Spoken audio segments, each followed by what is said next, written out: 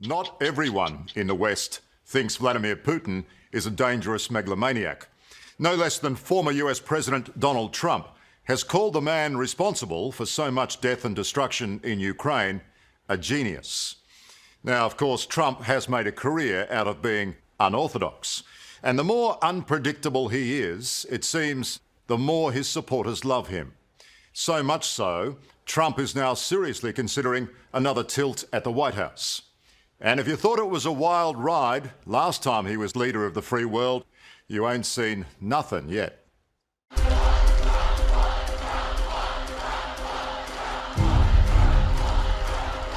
If there's one thing Donald Trump has taught the world about US politics, it's that definitions of fact and fiction are not black and white.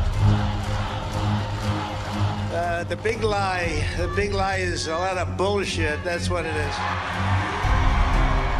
In the aftermath of the 2020 presidential election, he's blurred the lines between defeat and victory so successfully, polls now say he's convinced more Americans than ever that grinners are the real winners. We will not bend, we will not break, we will not yield, we will never give in, we will never give up. And if anyone dares disagree with Trump's rewriting of history, they're forever damned by his army of blindingly loyal followers. He's a great president, and he's going to do great things. To be a Trump supporter, as you are, do you have to believe in the big lie that the election was stolen? Is that a prerequisite? It's almost comical the way the media is portraying what happened in our election. You're, thousands of miles away. You really have no idea what happened in our election. Woo! These days, Kari Lake is the former Commander-in-Chief's supporter-in-chief. And, as you'll see... no, I've already told you we're done. Thank you so much. Along with eulogising Trump, she likes nothing more than giving annoying reporters free character assessments. I don't live in Australia. Are you actually a respectable journalist there, or are you kind of considered a joke? More of Kari Lake later.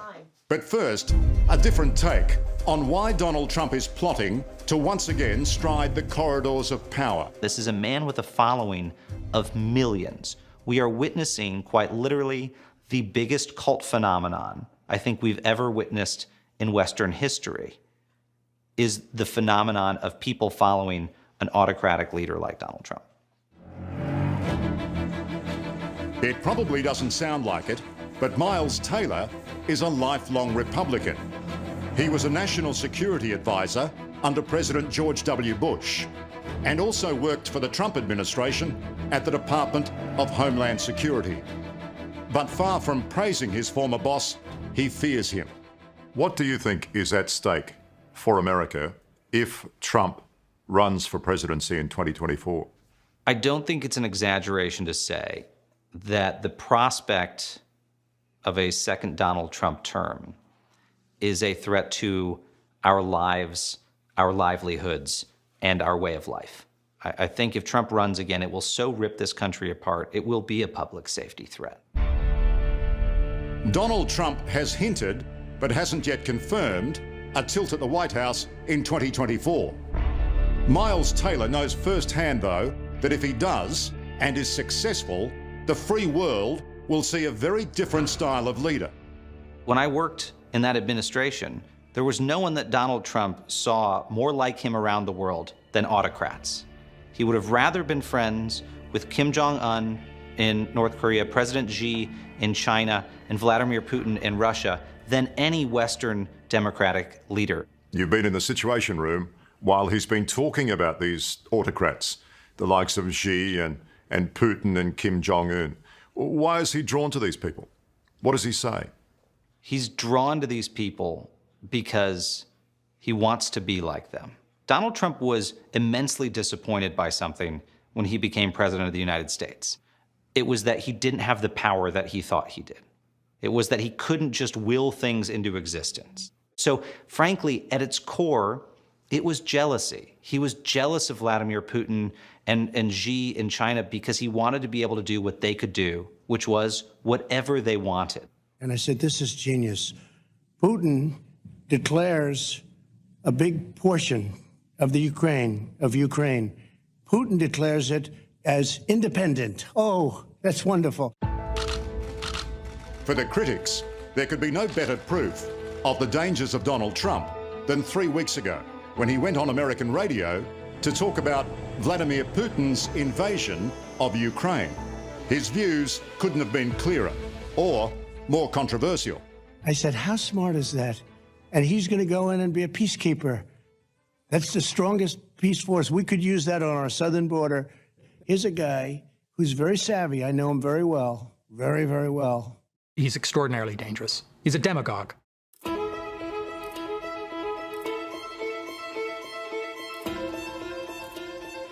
Canadian professor Thomas Homer Dixon is a political scientist and conflict specialist. He says Trump's refusal to accept Joe Biden won the last election has now forever damaged American politics. Do you think it's fair to call Donald Trump an extremist? Absolutely. Absolutely. This is a man who seems to have no respect for or even comprehension of democracy. I mean, he lost the election. And immediately after the election, he started to mobilize his forces to try to steal it, to try to block the legitimate political result. Professor Dixon doesn't hold back. He says since Trump lost the election, he's turned against democracy and has done everything in his power to convince his millions of supporters their electoral system is rigged. The American people deserve answers. The January 6th rally was a protest against a crooked election carried out by unhinged Democrats, big tech, and working with the fake news media, all working together to defeat Republicans and your favorite president, me. From the moment he lost, Donald Trump said he didn't. Last year we had a rigged election and the proof is all over the place. And even when US judges threw out more than 50 lawsuits challenging the election result because there wasn't any evidence, Trump still maintained he was the winner. And we won twice, and we did better the second time. With so many supporters now in tow, the fear is if Trump runs again for the Oval Office, what happens if he doesn't get the outcome he wants? Somewhere around 70% of the Republican members of the Republican Party believe that the election was stolen. That really corrodes the underlying institutions of democracy in the country. It means that for those Republicans that it's very likely that they will refuse to accept the result of any election in the future where their candidate doesn't win. And you can't run a democracy when people are taking that kind of position. If I run and if I win, we will treat those people from January 6th fairly. We will treat them fairly. And if it requires pardons, we will give them pardons. What did you think of that statement? Well, I heard other Republicans saying that too. They picked up on his cue, I'm sure. That's very disturbing. Colonel Lawrence Wilkerson was former Secretary of State Colin Powell's Chief of Staff. He's outraged the perpetrators of last year's January 6 insurrection could ever be forgiven. So what's the message that he's sending? He's saying, if there's anything you do following me that is a violation of the law, quote unquote, I'll take care of that, either through a presidential pardon or I won't allow the case to be prosecuted against you.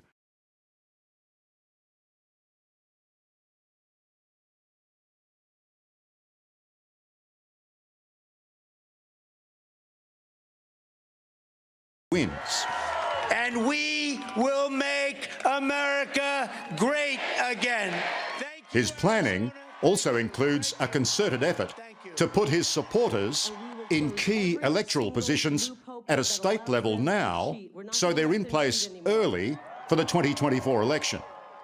Yeah, there's a massive mobilization across the country by Republican operatives in all of the swing states that Trump needs to win, and decisively, where Democrats might win, but they want to be able to overturn the election results if that should happen. There's a deliberate effort by the Republican Party to capture the electoral machinery. Ladies and gentlemen, please welcome Trump-endorsed candidate Kari Lake. But of all the weapons in Trump's re-election arsenal, the most formidable could well be this take-no-prisoners politician. Her name is Kari Lake. And as you're about to see, you cross her at your own peril. You're trying to twist this interview Not at and all. trying to make me look bad. Ladies and gentlemen, please welcome Trump-endorsed candidate for governor of the great state of Arizona, Kari Lake. One-time Fox News host, Kari Lake, wants to be the next governor of Arizona. I'm ready to take a sledgehammer. These TV-smashing ads have given her campaign a boost, but not nearly as much as being endorsed as the Republican nominee by Donald Trump. Do you guys love him as much as I love him? It's not difficult to see why he likes her. I think he's a great president. I think he's one of the best presidents we've ever had, and I think he will be back. I think he will win in 2024, and he will come back with a vengeance. The outgoing Republican governor in Arizona is Doug Ducey. He's out of favour because he defied Trump's bullying at the last election. Instead of cheating, he played by the rules and declared the result in his state that went Joe Biden's way was a fair one. But Kari Lake reckons that's a nonsense. Well, considering how much already at the time information we had about serious irregularities and problems with the election, I would not have certified it right then. Wasn't it great to hear from President Trump? If you hadn't worked it out already, Kari Lake couldn't be more in tune with Donald Trump. Do not believe a word that the corrupt media says, that they're liars, and frankly, I think they're criminal. Yeah, they should be. I mean, some of them probably should be locked up. It's a toss-up who she loathes more, journalists or the officials she says stole the election from Trump by declaring Biden the winner. Anybody who was involved in that corrupt, shady, shoddy election of 2020. Lock them up. The point is, on a broad scope, on a very broad scale, right across the United States, you've had election officials, you've had court officials, you've had judges look at this. They've not looked at the evidence. They've not looked at the evidence. There's been no evidence. No evidence has been presented in a single court of law in your country that has proved there's election fraud. I mean, if that is true, if it was stolen, as you say, why is there no evidence a year down the track? All of the past cases that have been heard in court, none of the evidence was presented. We now have the evidence from the forensic audit. The forensic audit is evidence, and it can be presented in a court of law, and I hope it will be. People broke laws. They broke election laws here. They broke state laws here, and laws were broken. And it's really rich to have somebody from Australia coming here trying to tell us how our elections were run. I'm not trying to tell you how to run your voting system. I'm just trying to get a handle on how you view it. I mean, obviously, it's clear that what you're implying is that if you win, then it'll be fair. But if you lose, no, that's not what I'm implying. That's not what I'm implying. If you lose, it'll be rigged. No, I just told you, Liam, that we have lawmakers currently at the moment, probably at this very moment, working hard to put forth legislation to try to make our elections more fair. What we're doing is not just about the 2020 election, 2022. We're trying to make our elections fair so that going forward, every voter in Arizona, whether they be Democrat, whether they be independent or Republican, can feel good that the election was honest. Kari Lake won't budge an inch. The system's broken and must be fixed. And millions of Americans agree with her, including an increasing number of US servicemen and women. It's a frightening scenario for Colonel Lawrence Wilkerson, General Colin Powell's former Chief of Staff. How many do you think in the military really believe Trump's stance that the election was stolen? I think I'm probably safe in saying somewhere from a quarter to a third. That's a big number. That equates to a lot of people. It does. In fact, last year, 120 retired high-ranking military officers, generals and admirals signed an open letter declaring Joe Biden had stolen the election. Colonel Lawrence says this could signal a split in the military at the next election, with those supporting Trump going their own way. It concerns me, and it concerns the flag officers, admirals, generals that I still know and still communicate with. And I suspect, and I almost can say I know, it concerns General Milley, the chairman of the Joint Chiefs of Staff. He's made it quite clear that it concerns him. And it should. It should, because we're looking at what one person said to me the other day. The most important instrument in most is the military. Which way does the military go? The people with the guns, which way do they turn? And do they fall apart themselves and add to the melee? USA! USA! USA! USA! It's a worrying thought in an already violent country, where scenes like the attack on the Capitol building in Washington seem to be applauded by as many people as condemned it.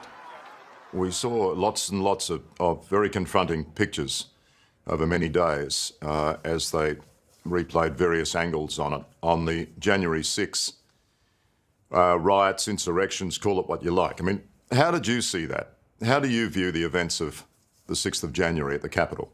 Well, that really doesn't have anything to do with being governor of Arizona. I wasn't there. I had nothing to do with that, sir. Well, your man Donald. It's always the conspiracy theorists in the media, which I'm. Well, that's not true. I'm counting you as. Well, that's not true at all. That's not true at all. You've called our election. Let's be fair on this. Your man Donald. You've called our election the big lie. Your man Donald brought it up. Your man Donald said. Why would you say that, sir? What? Your man Donald? Well, he is. I mean, he's endorsed you personally. He said a few days ago that those people at the Capitol should be pardoned. They should all be pardoned. Do you think they should be pardoned? I'm still amazed that you say your man Donald. That's just so disrespectful. Well, why would it be? He's endorsed you. You have his personal endorsement. It's just the flippant attitude. It's obvious that you've come into this. It's obvious you've come into this interview and you don't like President Donald Trump. Kari. It's obvious. Well, do you think they should be pardoned? Do you think they should be pardoned? I have no say in that. I'm running for governor. This isn't something a governor does. You're trying to twist this interview and trying to make me look bad. You're a Republican. He's the Republican leader. What I don't like is that people are being held in prison without being charged. That's un-American. Maybe they get away with that stuff in Australia. Perhaps in Australia, because you've given your rights away, you melted down all of your guns, and you guys have no freedom, that you find that okay. But here in America, we do things differently. We have something called the U.S. Constitution, and we have rights. So we'd be better off having more guns here. I mean, what? You would be better off... Yeah, you would. You absolutely would, sir. You absolutely would. I feel so sorry for the people in Australia, have no power. The only thing keeping us from being Australia right now is our Second Amendment. And we will never, ever let that go. Mark my words. What we saw happening in Australia, where you have internment camps and people are being forced, if they've encountered anybody with COVID, to be locked into a quarantine camp, is the most horrifying thing I think I've ever seen a government do. It's frightening. And if you can't see that, I feel sorry for you. Would it have been better? This is our last question, Liam. We have to run, but thank you for your time. Just answer me this one question. One more question, Kari. Well, no, I've already told you we're done. Thank you so much. That guy's a complete nut. Seriously, a complete insane person. It's here we need to tread carefully. Kari Lake and her many supporters don't tolerate differences of opinion. And the more excitable among them often resort to targeting opponents with vile abuse. Longtime Republican and now Trump enemy, Miles Taylor, lives with the threat of violence on a daily basis. He has personal security and moves homes regularly. Just 2 days ago, among many other hate messages, and I'll bleep it for you, shut your effing mouth about Trump or pay the price. How did that person get my phone number? Why did that person feel compelled to reach out to me? Why did they feel compelled to threaten me? Because that's the phenomenon. And that's the phenomenon we're witnessing in the United States, is an explosion of political violence. Worryingly, Miles Taylor may be right. But in the spirit of democracy, I think Kari Lake deserves the last word. Liam, it was a pleasure meeting you. This has just become comical. I'm leaving. Actually, thank you for giving me a good laugh, because you actually make some of the crazy reporters and people at CNN look almost respectable. So thank you, sir. Appreciate your time. Thank you, Kari. It's been a pleasure. Hello, I'm Tara Brown. Thanks for watching 60 Minutes Australia. Subscribe to our channel now for brand new stories and exclusive clips every week. And don't miss out on our extra minutes, segments and full episodes of 60 Minutes on 9now.com.au and the 9Now app.